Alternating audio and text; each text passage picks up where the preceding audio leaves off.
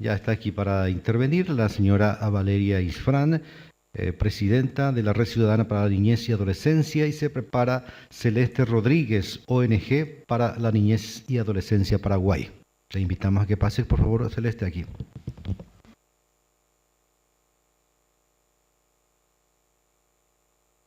Buen día. Muchas gracias, senadora, por la invitación a debatir sobre este proyecto de ley. A los ministros que conozco y con los que hemos trabajado, muy buenos días. Hoy vengo a manifestar lo siguiente. Vivimos en un mundo en transición. Estamos caminando hacia una política estatal en todos los países mucho más intervencionista, porque hay una agenda global en ese sentido. Y esta agenda incluye también la colonización ideológica de nuestros pueblos. Por eso, a pesar de las buenas intenciones expresadas en la exposición de motivos de esta ley, tenemos una gran preocupación, senadora, por el alcance de la misma. Sus conceptos y propuestas nos preocupan porque sabemos que hay una agenda que dispone el mayor estatismo y el mayor intervencionismo de los estados en la vida de sus ciudadanos. Y el intervencionismo del Estado favorece la colonización ideológica. Lo hemos sufrido en el Ministerio de la Niñez, con todo respeto, ministro. Hay un Estado paralelo conformado por ONGs en este país, como en todos los demás países. Y las ONGs financiadas por los organismos internacionales bajan línea en nuestros ministerios. Y son las políticas públicas dictadas por organismos internacionales que nada tienen que ver con nuestras necesidades y que nos perjudican gravemente las que se aplican desde nuestros ministerios. Entonces esta ley es muy delicada, porque quieren centralizar todas las políticas públicas por medio de esta ley para proteger la familia. Senadora, yo no dudo de sus buenas intenciones, pero hay que tener en cuenta la realidad del mundo en el que estamos hoy día. Perfecto, senadora. Entonces,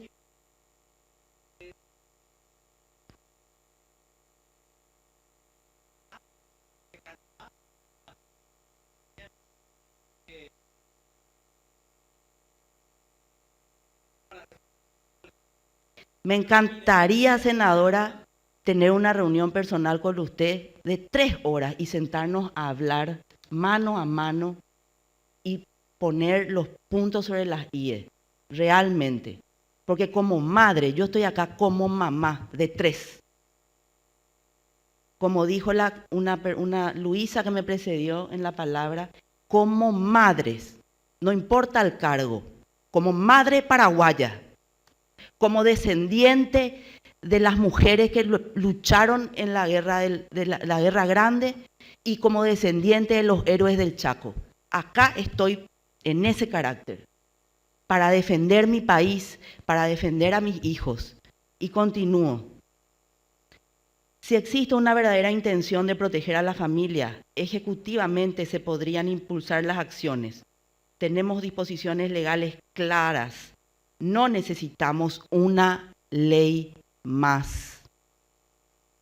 A pesar de esto, en el caso que corra este proyecto de ley, como padres de familia organizados, solicitamos enfáticamente, senadora, el artículo 2, inciso A, habla de la familia y creemos que es pertinente y necesario, indispensable, que la definición de familia sea la del artículo 49 de nuestra Constitución Nacional, tal cual. Que no haya resquicio alguno para que nos presionen desde organismos internacionales y desde ONG a su servicio. Lo hemos sufrido en carne propia, en el Ministerio de la Niñez, en el Ministerio de Educación. Son las ONGs las que mandan. Una vergüenza. Este es el ideal. El ideal de familia es el del artículo 49 de la Constitución Nacional. Es el modelo a seguir. También nos preocupa el artículo 3, los principios, inciso A, enfoque de derechos. Este enfoque vulnera directamente la patria potestad de los padres. Y para ser operativo este principio existen otros dos conceptos, el de autonomía progresiva y el de participación. La autonomía progresiva prevé la adquisición de derechos gradualmente según la madurez del niño. Este concepto deja de lado criterios objetivos para otorgar derechos. ¿Quién es la persona que va a definir si un niño, si un menor de edad está suficientemente maduro para ejercer un derecho? ¿Quién va a decidir eso? ¿Quién mejor que sus padres que lo conocen desde que lo parieron para poder definir si él está preparado o no para hacer tal o cual cosa? Establece un concepto subjetivo y arbitrario para definir en qué momento se le otorgan derechos, dejando de lado la condición objetiva de la mayoría de edad a los 18 años. Por otro lado, el principio de participación, que también es operativo para que se dé el enfoque de derechos, abre la ventana de la manipulación política de los menores de edad por las muchísimas ONGs que activan en este país, subvirtiendo nuestro orden jurídico, político, legal y social. Me va a disculpar, senadora, tengo mucho más que decir y le pido que me conceda unos minutos. Un ratito, por favor.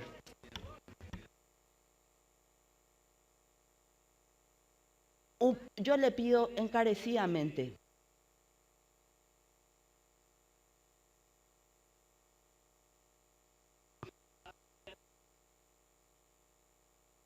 Yo le pido, usted tuvo intervención, senadora, y me restó segundos. Si yo puedo decir un poquitito en compensación de lo que usted intervino. Creo que es justo. Pero no es todo.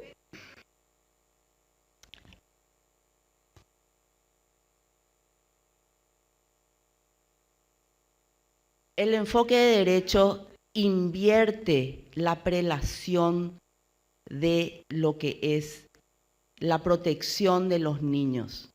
Nuestra Constitución claramente dice que es la familia, la sociedad y el Estado los obligados a velar por el desarrollo armónico e integral de los niños.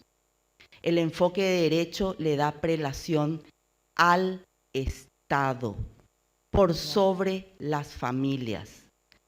Muchas gracias. Este es un proyecto de ley que por este concepto es ilegal e inconstitucional.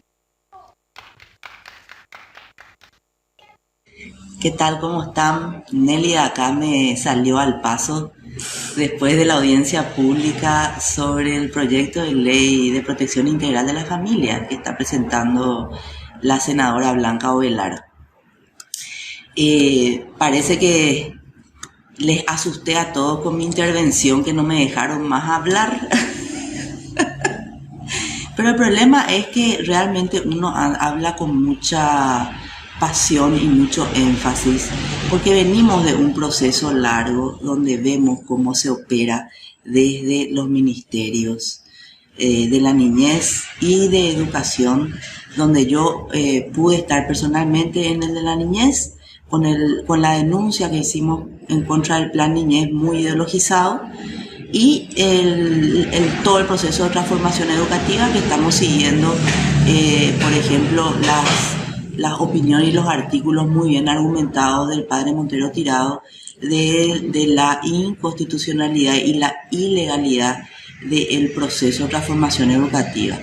Y en ambos casos vemos permanentemente cómo operan las ONGs que reciben financiamiento internacional, ¿no?, para bajar agenda global, que es una agenda que nos perjudica enormemente, y sobre todo cuando esa agenda atañe a nuestros hijos, que ya no, si nosotros permitimos que esto entre de lleno, se acaba la educación y solamente vamos a ver adoctrinamiento.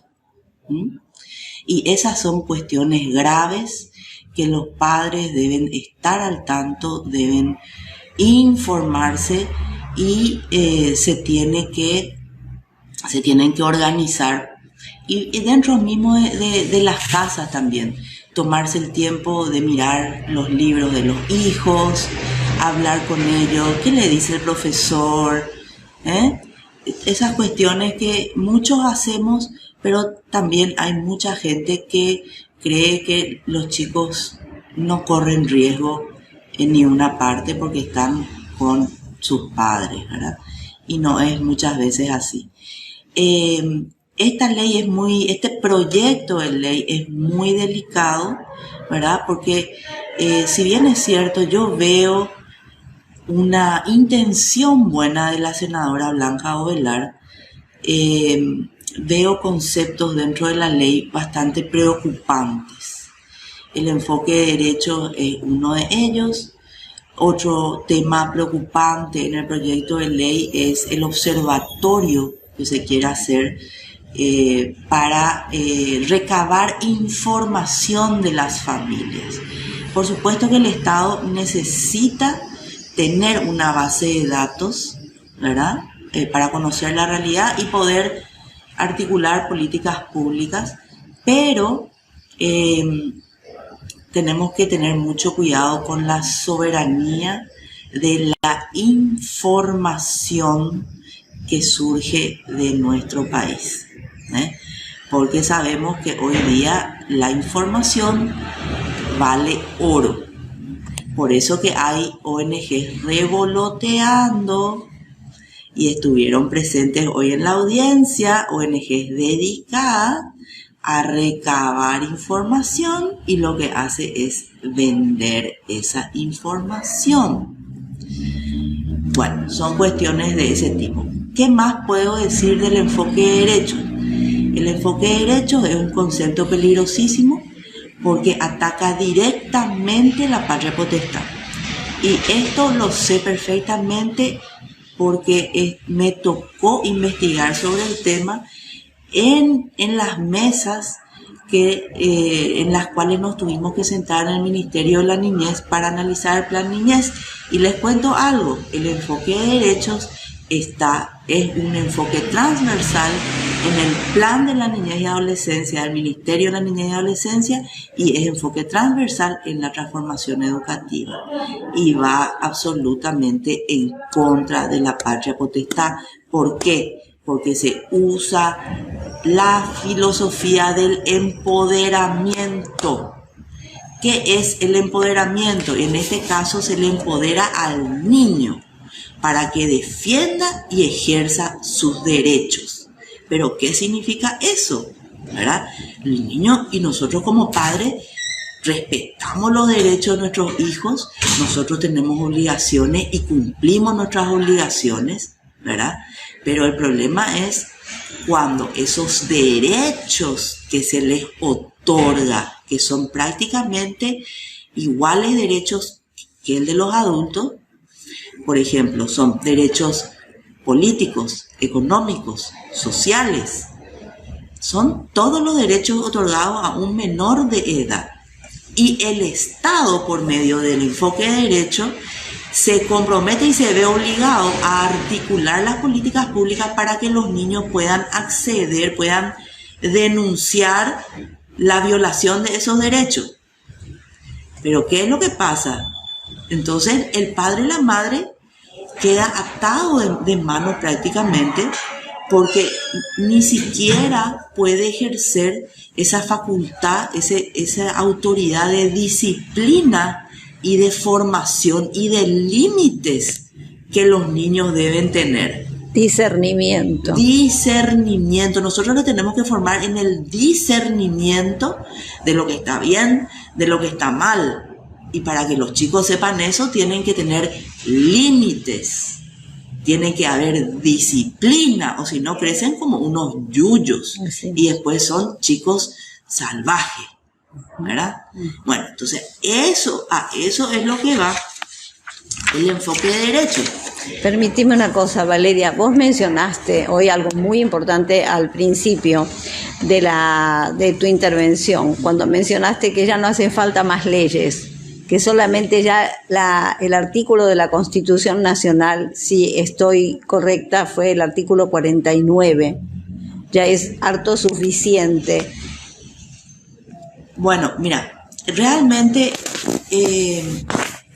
ante la situación que nosotros estamos viviendo a nivel mundial, ¿verdad? Conocemos que hay una agenda que está agigantando el Estado, ¿verdad? Nos encerraron, quebraron nuestras economías, nos endeudaron y ahora ellos, por medio de la deuda, Nos esclavizan. Nos esclavizan. Cuando un país tiene deudas impagables, pierde soberanía, ¿verdad? Entonces, ese es el tema, que tenemos una inercia muy fuerte a nivel internacional del agigantamiento del Estado, el intervencionismo del Estado. Entonces, una ley que va a tocar, que va a tratar sobre la protección de la familia, tiene que estar bajo la lupa, porque en un desliz nos perjudica enormemente, ¿verdad? Entonces, en ese sentido yo digo, nosotros tenemos una constitución fabulosa, tenemos leyes en general buenas de protección de la familia. ¿Por qué no articulamos lo que tenemos? Y esas leyes se reglamentan por vía de políticas públicas y, por ejemplo, se refuerza, por ejemplo, un artículo de la Constitución Nacional que habla de paternidad y maternidad responsable, ¿verdad? En una ley de protección integral a la familia tiene que haber un enfoque de familia, no un enfoque de derecho.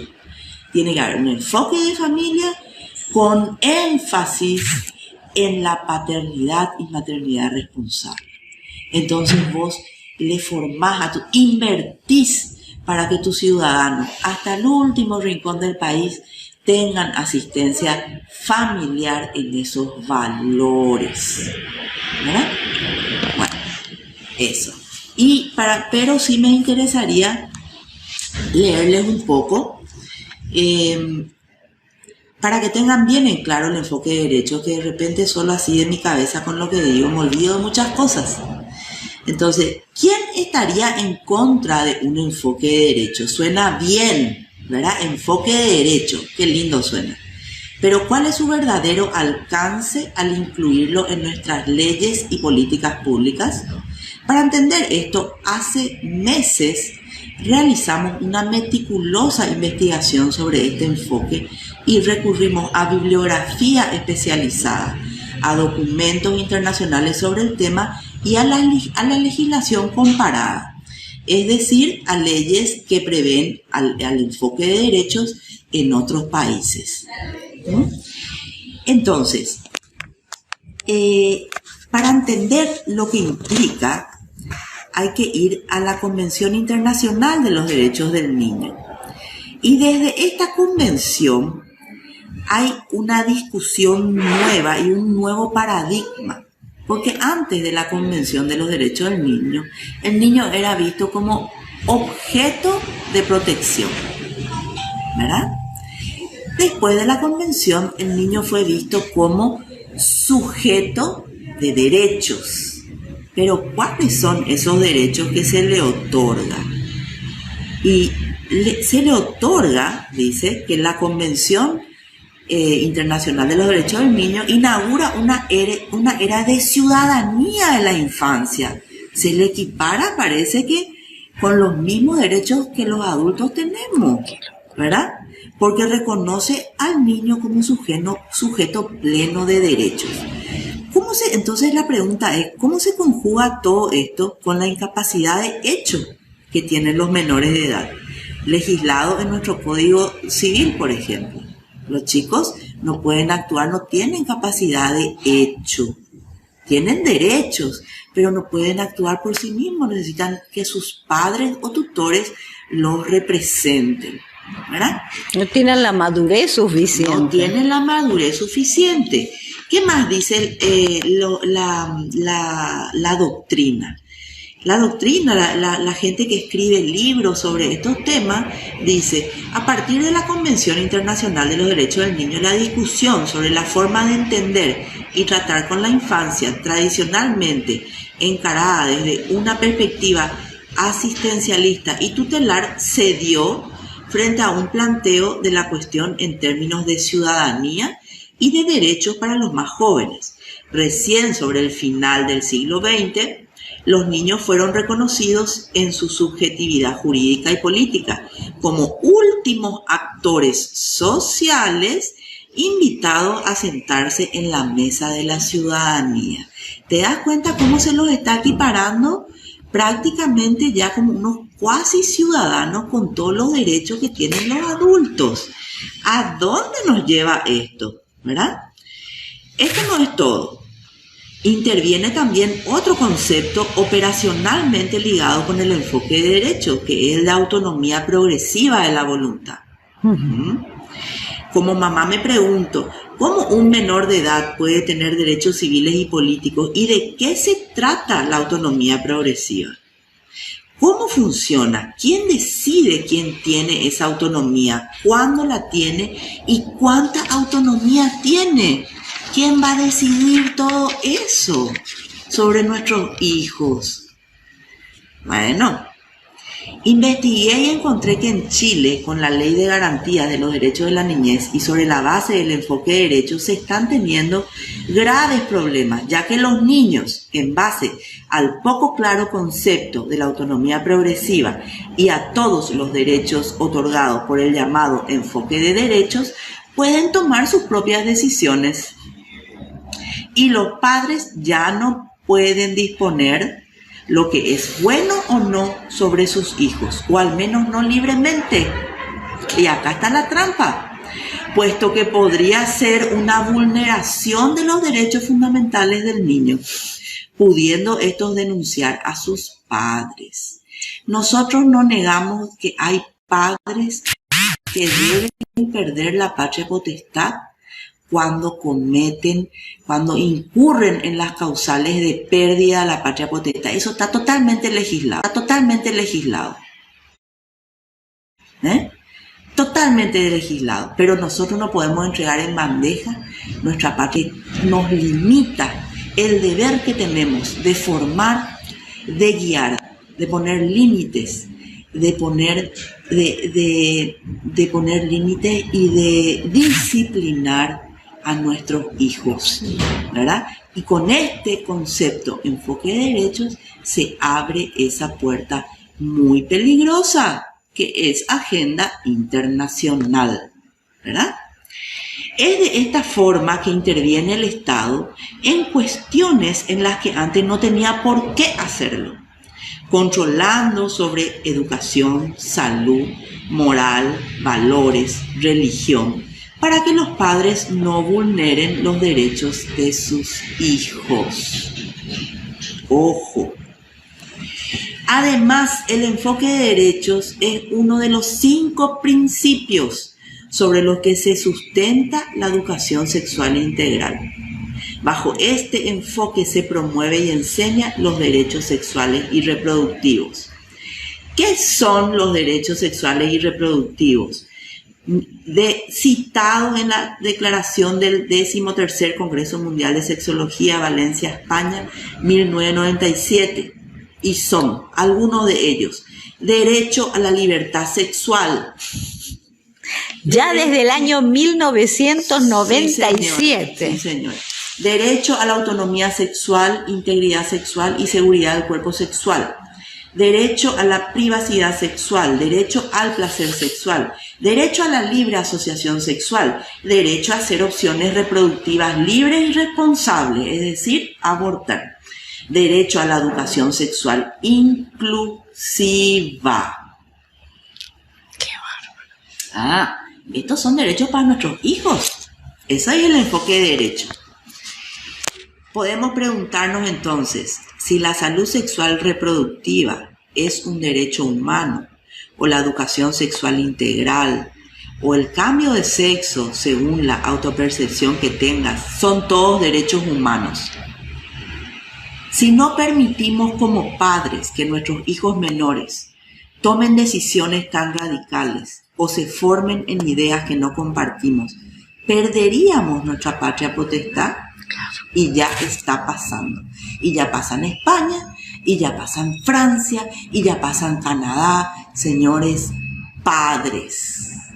Entonces, cuando uno se sulfura y dice con pasión las cosas, denunciando la manipulación y la subversión jurídica, política y social que ONGs al servicio de organismos internacionales hacen en nuestro país, no hay que asustarse, porque es en defensa de nuestros valores, de nuestros hijos, de nuestro país, de nuestras tradiciones. Muchas gracias, Valeria. Gracias.